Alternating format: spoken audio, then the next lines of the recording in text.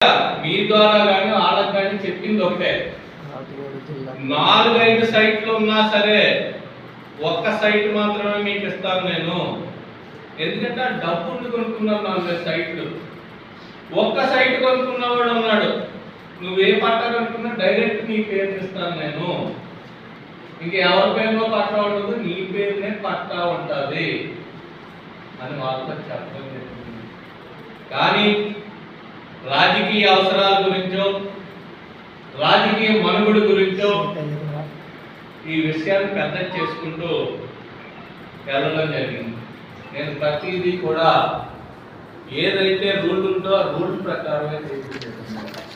పట్టాలు క్యాన్సిల్ చేయడం ఇంకోగా కట్టుకోకపోతే మళ్ళీ లబ్ధిదారులకి నేను ఖచ్చితంగా న్యాయం చేస్తాను. పోరాడండి మీరు. నిజమైన లబ్ధిదారుడికి అన్యాయం జరిగితే మొత్తం అంతా ఏకమై పోరాడండి. ఇప్పుడు దీనికి పోరాడడానికి ఏకమైపోతున్నారు కదా అందరూ.